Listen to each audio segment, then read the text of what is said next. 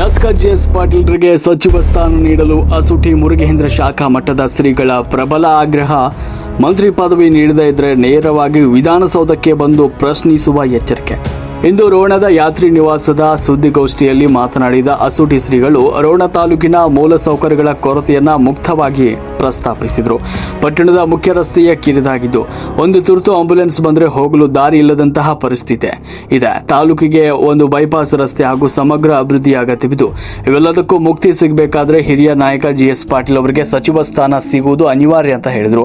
ಅಲ್ಲದೆ ಬಸವ ತತ್ವದ ನಿಸ್ವಾರ್ಥ ಹಾದಿಯಲ್ಲಿ ಸಾಗ್ತಾ ಇರುವ ತಮಗೆ ಈ ಬೇಡಿಕೆ ಈಡೇರದಿದ್ರೆ ಮುಂದಿನ ದಿನಗಳಲ್ಲಿ ನೇರವಾಗಿ ವಿಧಾನಸೌಧಕ್ಕೆ ಮುತ್ತಿಗೆ ಹಾಕಿ ಮುಖ್ಯಮಂತ್ರಿಗಳನ್ನ ಪ್ರಶ್ನಿಸಬೇಕಾಗುತ್ತದೆ ಅಂತ ಎಚ್ಚರಿಸಿದರು. ಈ ಕುರಿತು ಅಸುಟಿ ಶ್ರೀಗಳು ಪತ್ರಿಕಾಗೋಷ್ಠಿಯಲ್ಲಿ ಆಡಿದ ಹರಿತವಾದ ಮಾತುಗಳು ಇಲ್ಲಿದೆ ನೋಡಿ. ವಿಶ್ವಗುರು ಬಸವಣ್ಣವರ ಪಾದಗಳಿಗೆ ಹೃದಯಪೂರ್ವಕವಾಗಿ ನಿಸ್ವಾರ್ಥದಿಂದ ಶರಣ ಹೇಳ್ತಾ, ಅದೇ ರೀತಿಯಾಗಿ ನನಗೆ ಇಷ್ಟು ಲಿಂಗಧಾರಣವನ್ನು ಕೊಟ್ಟು ಆಶೀರ್ವದಿಸಿದಂಥ ಬಸವತತ್ವ ಸಿದ್ಧಾಂತಗಳನ್ನು ಜೀವನದೊಳಗಡೆ ಅಳವಡಿಸಿಕೊಂಡು ಎಲ್ಲರಿಗೂ ಸಕಲ ಜೀವನಗಳೇ ಸಾಗಲಿ ಎಂದು ಆಶೀರ್ವಾದ ಮಾಡಿದಂಥ ಶ್ರೀ ಜಗದ್ಗುರು ಮುರುಘರಾಜೇಂದ್ರ ಕುರುಣೇಶ್ವರ ಸಂಸ್ಥಾನ ಮಠ ಖಜೂರಿ ಶ್ರೀಗಳ ಪಾದಗಳಿಗೆ ಹೃದಯಪೂರ್ವಕವಾಗಿ ಶರಣ ಹೇಳ್ತಾ, ಅದೇ ರೀತಿಯಾಗಿ ವೇದಿಕೆ ಮೇಲೆ ಹಾಜರಾದಂಥ ಎಲ್ಲ ಪರಮ ಪೂಜ್ಯರಲ್ಲಿ ಹೃದಯಪೂರ್ವಕವಾಗಿ ಪಾದಗಳಿಗೆ ಶರಣ ಅಂತ ಹೇಳ್ತಾ, ಅದೇ ರೀತಿಯಾಗಿ ನಮ್ಮ ಮಾಧ್ಯಮ ಸಹೋದರ ಮತ್ತು ನಮ್ಮ ಮಠದ ಹಿರಿಯರು ಇರ್ಬೋದು ಮತ್ತು ನಮ್ಮ ಮಠದ ಭಕ್ತರು ಕೂಡ ಅಂತ ನಾನು ಭಾವಿಸಿಕೊಂಡು ಇವತ್ತಿನ ದಿವಸ ಈ ಪ್ರೆಸ್ ಮೀಟ್ ಮಾಡೋ ಉದ್ದೇಶ ಏನಪ್ಪ ಅಂತಂದ್ರೆ, ಗದಗ ಜಿಲ್ಲಾ ರೋಣ ತಾಲೂಕು ಜಿಎಸ್ ಪಾಟೀಲ್ ಅವರ ಸಚಿವ ಸ್ಥಾನ ಕೊಡ್ಲೇಬೇಕಂತೇಳಿ ನಾವೆಲ್ಲರೂ ಇವತ್ತಿನ ದಿವಸ ಶಿವಶರಣರು ಮಠಾಧೀಶರು ಎಲ್ಲರೂ ಕೂಡ ಬಂದು ಪ್ರತಿಯೊಂದು ಗ್ರಾಮ ಅಭಿವೃದ್ಧಿ ಆಗ್ತಾ ಇದೆ. ಆದರೂ ಕೂಡ ನಮ್ಮ ರೋಣ ತಾಲೂಕು ಇವತ್ತಿನೂ ಕೂಡ ಒಂದು ವ್ಯವಸ್ಥೆ ಕಡಿಮೆ ಇರುವುದರಿಂದ ಮುಂಬರುವ ದಿನಮಾನಗಳಲ್ಲಿ ಅವರಿಗೆ ಜೆಎಸ್ ಪಾಟೀಲ್ ಸಾಹೇಬರಿಗೆ ಸಚಿವ ಸ್ಥಾನ ನೀಡಿ ರೋಣ ತಾಲೂಕು ಅಭಿವೃದ್ಧಿ ಆಗಬೇಕು. ಇಲ್ಲಿ ಇಂಪಾರ್ಟೆಂಟ್ ವಿಷಯ ಏನದಪ್ಪ ಅಂತಂದ್ರೆ, ನಾವು ಇಲ್ಲಿ ಬಂದಂತ ಎಲ್ಲ ಶ್ರೀಗಳು ಯಾವ ಪಕ್ಷ ಪರವಾಗಿ ಕೂಡ ಬಂದಿಲ್ಲ, ಯಾವುದೋ ಉದ್ದೇಶಕ್ಕೂ ಕೂಡ ನಾವು ಇಲ್ಲಿ ಬಂದಿಲ್ಲ.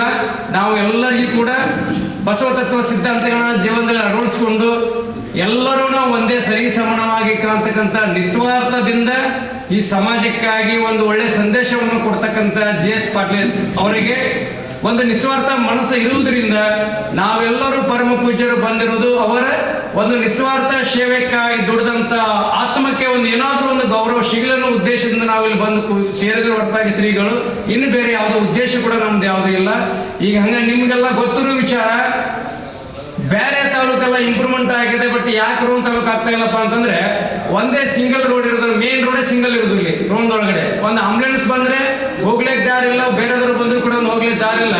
ಅದಕ್ಕೆ ಏನಾದ್ರು ಒಂದು ಬೇರೆ ವ್ಯವಸ್ಥೆ ಮಾಡಿ ಅಥವಾ ಒಂದು ಬೈಪಾಸ್ ಇರ್ಬೋದು. ಸೊ ಇನ್ನಿತರ ರೋಣ ತಾಲೂಕು ತುಂಬಾ ಅಭಿವೃದ್ಧಿ ಆಗೋದ್ರಿಂದ ಒಂದು ಸಚಿವ ಸ್ಥಾನ ಕೊಟ್ರೆ ಏನೋ ಒಂದು ರೋಣ ತಾಲೂಕಲ್ಲಿ ಇರ್ತಕ್ಕಂಥ ರೋಣ ತಾಲೂಕು ಇರ್ಬೋದು ಮತ್ತು ತಾಲೂಕಿಗೆ ಸಂಬಂಧಪಟ್ಟಂತ ಗ್ರಾಮಗಳಿರ್ಬೋದು ಮತ್ತು ಕೂಡ ಗದಗ ಜಿಲ್ಲೆ ಇರ್ಬೋದು.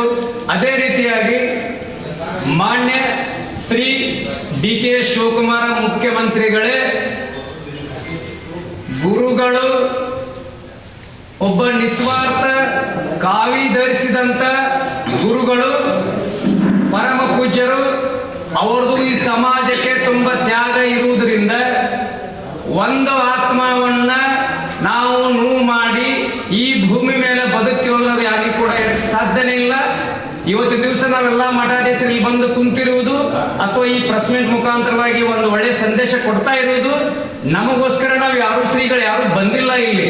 ನಮಗಿಂತ ನಮಗೆ ಪ್ರೀತಿ ವಿಶ್ವಾಸ ಒಂದು ತುತ್ತು ಪ್ರಸಾದ ಕೊಡ್ತಕ್ಕಂಥ ಭಕ್ತರಿಗೆ ಅವ್ರಿಗೆ ಅನುಕೂಲತೆ ಆಗಲಿ, ಪ್ರತಿಯೊಬ್ಬರಿಗೆ ಕೂಡ ಒಳ್ಳೇದಾಗಲಿ ಅನ್ನೋ ಕಾರಣಕ್ಕೋಸ್ಕರವಾಗಿ ಮಾನ್ಯ ಡಿ.ಕೆ. ಶಿವಕುಮಾರ್ ಮಾನ್ಯ ಮುಖ್ಯಮಂತ್ರಿಗಳೇ ನಮ್ಮ ರೋಣ ತಾಲೂಕಿಗೆ ಎಂ.ಎಲ್.ಎ. ಆದ ಶ್ರೀಯುತ ಜೆಎಸ್ ಪಾಟೀಲ್ ಅವರಿಗೆ ಸಚಿವ ಸ್ಥಾನ ನೀವು ನೀಡದಿದ್ದರೆ ಮುಂಬರುವ ದಿನಮಾನಗಳಲ್ಲಿ ನಾವು ಇಲ್ಲಿ ಎಷ್ಟು ಸ್ವಾಮೀಜಿಯವರು ಶ್ರೀಗಳು ಕೂತು ನಾವು ಮಾತಾಡ್ತಾ ಇದ್ದೀವಿ, ನೀವು ಸಚಿವ ಸ್ಥಾನ ನೀಡದಿದ್ದರೆ ನಮ್ಮ ಆತ್ಮದೊಳಗಡೆ ನೋವಾಗ್ತದೆ. ನಮಗೆಲ್ಲರಿಗೂ ಕೂಡ ಆ ನೋವನ್ನ ಮುಂದಿನ ದಿನಮಾನಗಳಲ್ಲಿ ಎದುರಿಸುವಂತ ಟೈಮ್ ಎಲ್ಲರಿಗೂ ಬರ್ತದೆ.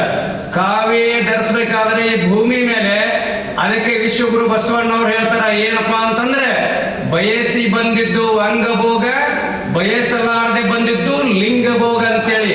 ನಾವು ಯಾರೂ ಕೂಡ ಸ್ವಾಮೀಜಿ ಆಗ್ಬೇಕನ್ನೋಂತ ಅಲ್ಲವೇ ಅಲ್ಲ. ಇಲ್ಲಿ ಕೂತಂತ ವೇದಿಕೆ ಮೇಲೆ ಸ್ವಾಮಿ ಶ್ರೀಗಳು ನಾವು ಯಾವುದು ಬಯಸಿದವರೇ ಅಲ್ಲ, ಬಯಸಲಾರದೆ ಬಂದಿದ್ದು ಭಾಗ್ಯ ನಮಗೆ ಅಂತಂದ್ರೆ, ಸೂರ್ಯಚಂದ್ರ ಇರುವವರೆಗೂ ನಮ್ಮ ಹೆಸರು ಉಳಿಯುವಂತ ಒಂದು ನಿಸ್ವಾರ್ಥ ದೈವ ಸಂಕಲ್ಪ ನಾವಿರು ಹೊತ್ತಗೆ ಬಂದಿರುವುದರಿಂದ ಆ ದೈವ ಸಂಕಲ್ಪವನ್ನು ನಾವು ಕೂಡ ನಿಸ್ವಾರ್ಥದಿಂದ ಸಮಾಜಕ್ಕಾಗಿ ಸಂದೇಶ ಕೊಡ್ತಾನೆ ಇದ್ದೀವಿ.